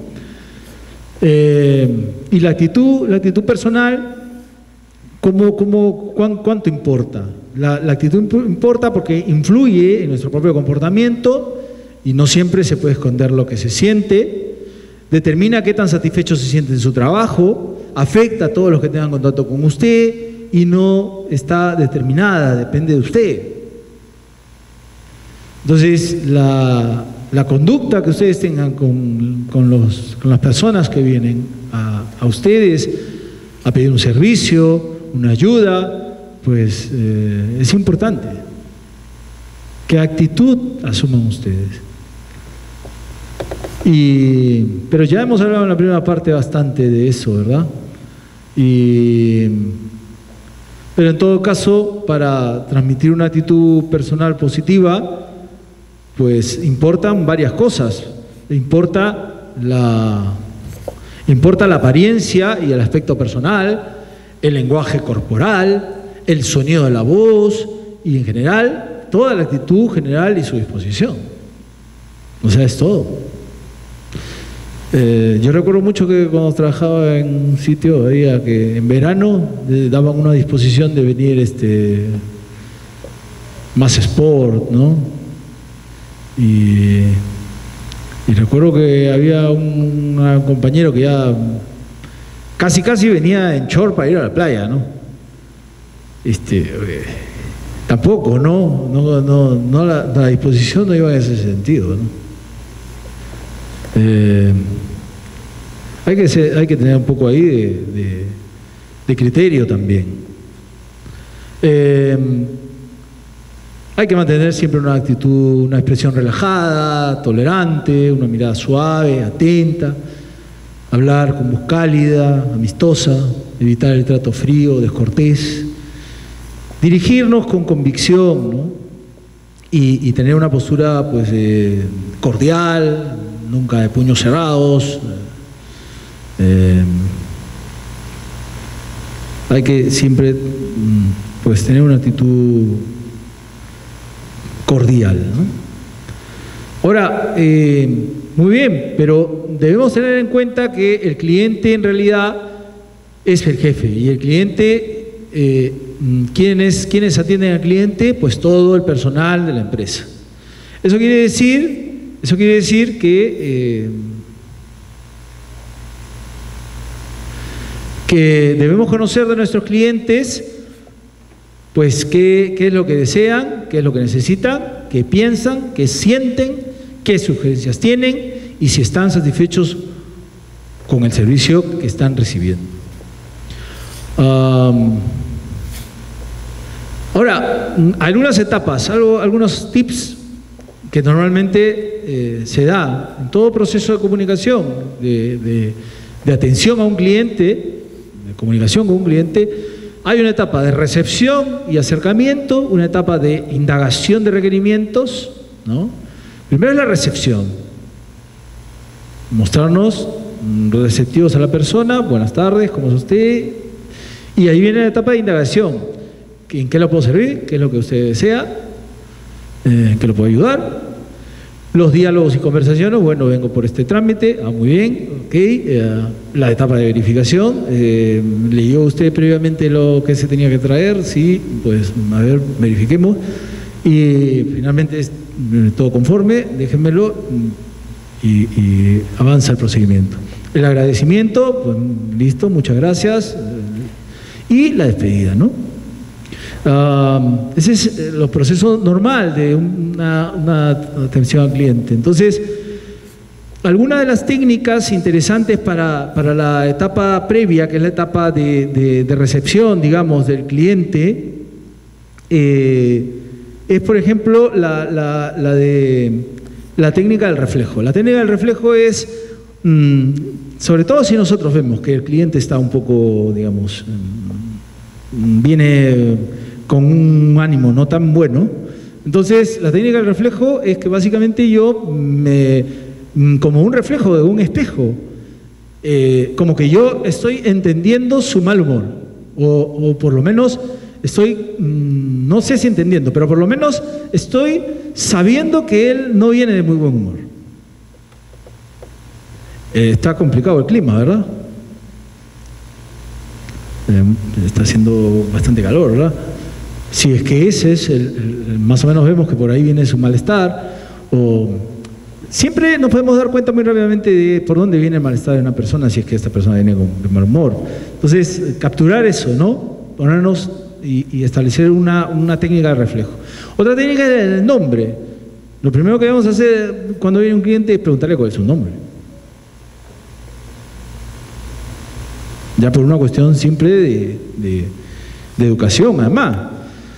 La técnica de la relación. La técnica de la relación es establecer algo que pueda de alguna manera permitirnos conversar mejor, estableciendo alguna relación entre nosotros, ¿no?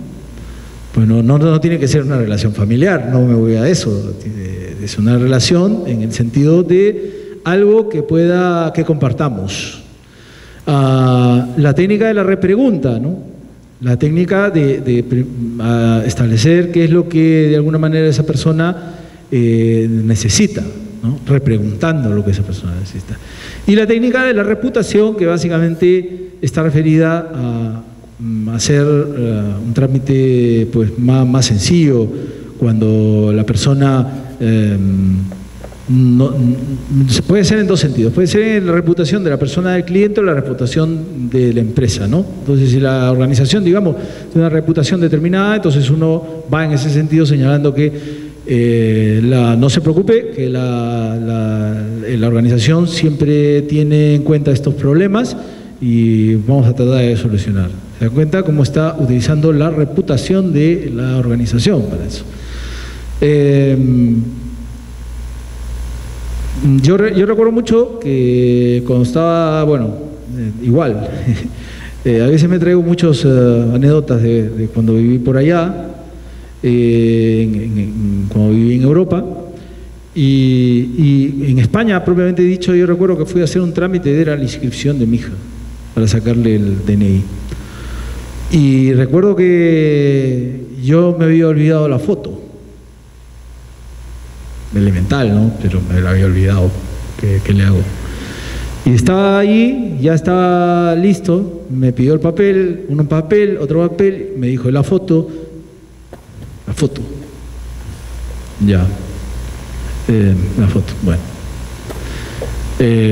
No le he traído, le digo, y así que yo ya prácticamente le estaba arranchando los papeles porque yo recién estaba yendo a Perú, iba de Perú hacia allá, o sea, tenía poco tiempo ahí en España.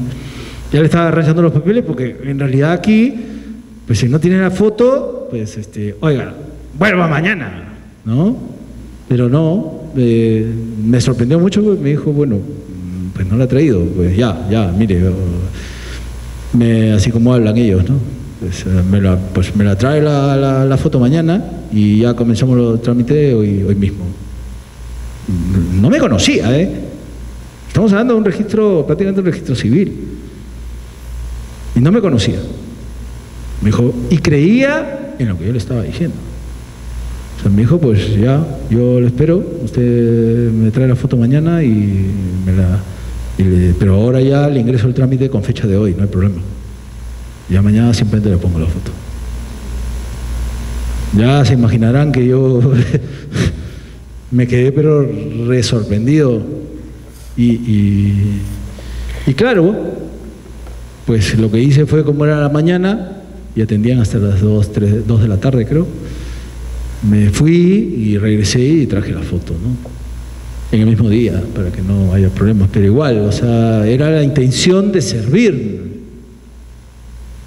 No era la intención de ponerme traba.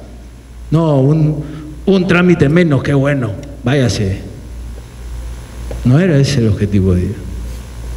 Sino al contrario, pues agilizarme las cosas, pero además ella no perdía nada. Si el trámite no tenía foto, simplemente no me lo iban a pasar más adelante, o sea, el proceso no iba a seguir, así que a ella le da lo mismo. Era yo el que perdía y el interesado. Ahora, el ciclo del servicio normalmente entonces es más o menos así, ¿no? Pues ¿cuál debería ser el ideal de un ciclo de servicio, no? Porque acá hay más largos, ¿ah? Hay más largos. Pues un ciclo de servicio normal debería ser así. Ese sería el ideal, ¿no? ¿Qué quiero decir con esto? Quiero decir que mientras menos procedimientos, más cortos sean los procesos de servicio, es mejor para el cliente. Finalmente, los elementos que distinguen un servicio de calidad, miren, hay cientos de elementos que distinguen un servicio de calidad. A ver, rápidamente vamos a decir algunos. Entrega a tiempo, horarios de atención, recepción de reclamos, disponibilidad de información, accesibilidad al personal, opcionabilidad, minimización de colas esperas, efectivización de gestiones con los clientes, facilidades para el confort, amabilidad, cordialidad y calidez, ambientación y decoración, señalización, desburocratización, asesoría e instrucciones, honradez, facilitación de operaciones, respeto, rapidez de respuesta, precisión de respuesta, estacionamiento, embalaje, envoltura adecuados, garantía, servicios higiénicos adecuados, limpieza de los ambientes, seguridad, anticiparse a los requerimientos del cliente, verificación adecuada. Se puede seguir nombrando y seguir nombrando. Son muchísimos los elementos que distinguen un servicio de calidad. Y no es solamente... si queremos realmente brindar un servicio de calidad, todo debe estar de acuerdo. ¿Por qué? Porque la calidad del servicio es la suma de valores agregados que incorporan productos o servicios a lo largo del proceso y de todos los estamentos de la organización hacia el cliente. Y esto de los estamentos de la organización es importante, porque todos en la organización deben preguntarse: ¿quiénes son mis clientes? ¿Quién depende de mí para poder cumplir con su trabajo? ¿Cuáles son sus necesidades y cómo respondo a esas necesidades? Todos en la organización. Y entonces se va formando una cultura de servicio.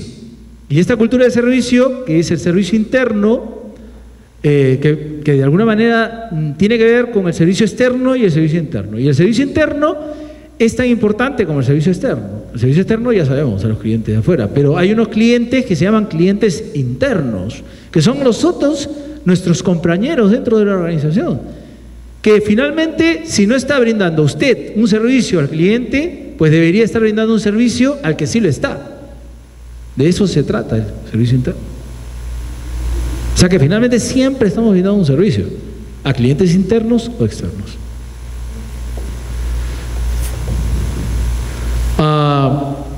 Y todo cliente tiene entonces un momentito de la verdad. Y ese momentito de la verdad que les decía con ustedes al comienzo, si pensaran en algo, alguna atención que hayan tenido maravillosa, pues eso es el momento de la verdad. Que la idea es crear una relación de valor en todos los contactos con el cliente. Que la gente sienta que la universidad, nuestra universidad, yo me acomodo un poquito para decir nuestra, porque también me siento parte de la Universidad de San Marcos, que por cierto, cuando yo estaba en el extranjero, no me hablan de ninguna otra universidad peruana que no sea la San Marcos, por si acaso. Es la única conocida a nivel mundial. O sea, la Universidad de San Marcos, pues ese es el prestigio de estar perteneciendo a una institución como esta. Las demás no se conocen. Las demás no se conocen. La única que conocen es la Universidad de San Marcos, decana de América. Y pues los clientes ciertamente no siempre logramos el objetivo. A veces los clientes pueden estar satisfechos, insatisfechos, irritados, enfadados, excitados. Y pues tenemos que aprender a manejar también las quejas y los reclamos. Ahora, ¿cuál es la diferencia entre una queja y un reclamo? Un reclamo, pues es básicamente una manifestación de disconformidad. Pero la queja además trae consigo, está asociado a una emoción. Y pues las quejas ciertamente no nos gustan a nadie, porque nos la tomamos como algo personal. Y lo malo de un cliente descontento se lo cuenta a 16, y de un cliente que está contento solo se lo cuenta a 3. O sea que no nos gustarán, pero son importantes resolverlos. Ahora, hay hasta varias clases de clientes quejosos: los clientes extrovertidos, esos que manifiestan su malestar, pues muy elocuentemente. Los pasivos, que más bien pues simplemente prefieren mandar una carta, ¿no? Los furiosos, que vienen a la oficina a querer romper el mostrador. Y los activistas, ¿no? Esos que sí, se lo cuentan a todo el mundo para que todo el mundo lo sepa ahí en el centro de servicios o donde sea, ¿no? Ya ve, le dice, ya ve. A usted seguro que le va a volver a pasar lo mismo. Y claro, hay quejas o problemas reales, pues que tienen solución. Esos deberían ser los que inmediatamente se solucionan.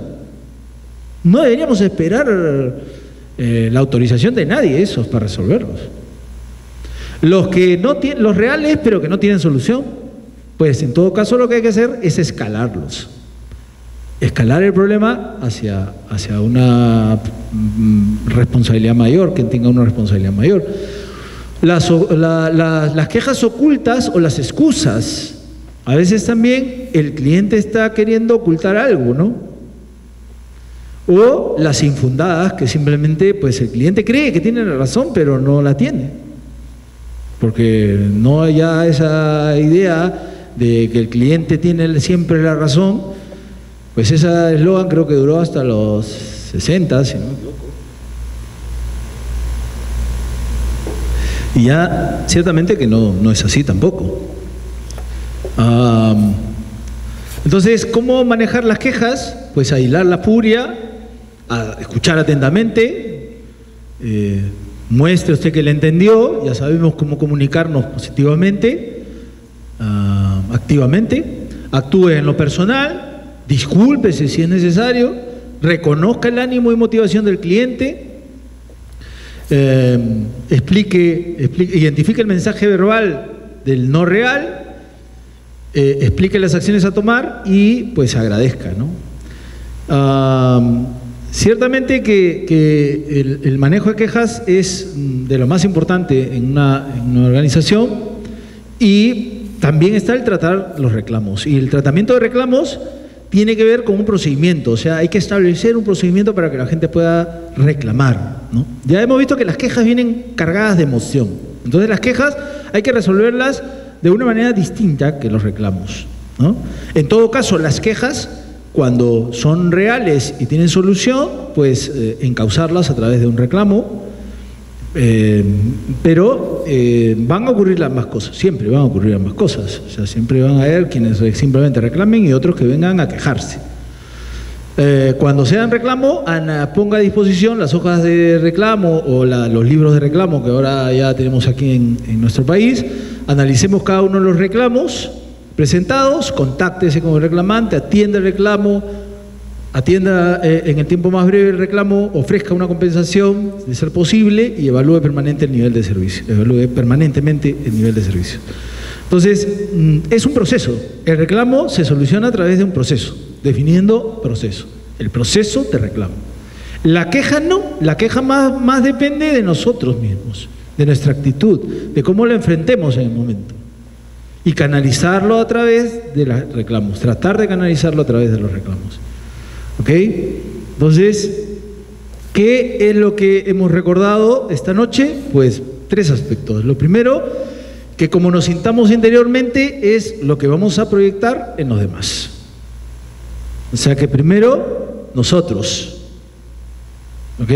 Primero nosotros.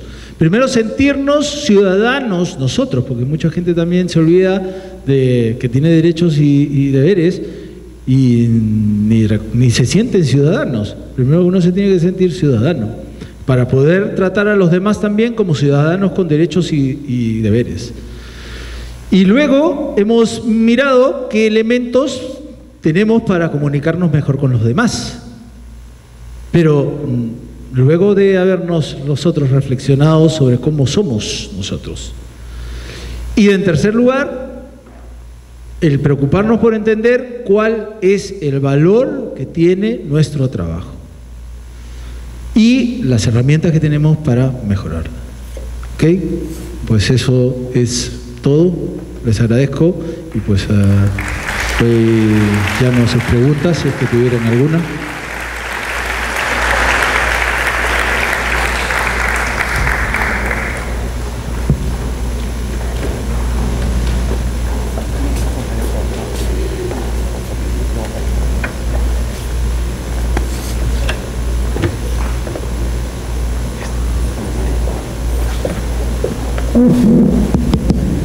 Bueno, vamos a iniciar el rol de preguntas. Hay 2 señoritas que están ahí. Cualquier duda, cualquier inquietud de las personas presentes que ustedes quieran con el expositor, levanten la mano para que pase las señoritas a cargo del micro. Cualquier inquietud, cualquier pregunta, estamos en una sesión académica. Las personas que deseen hacer alguna pregunta, no ha quedado algo claro, alguna inquietud, entonces levanten la mano para poder hacerle la pregunta al expositor.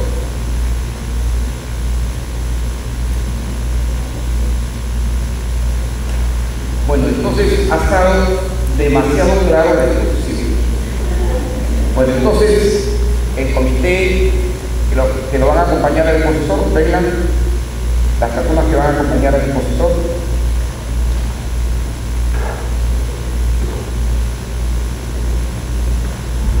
Un fuerte aplauso para nuestro expositor.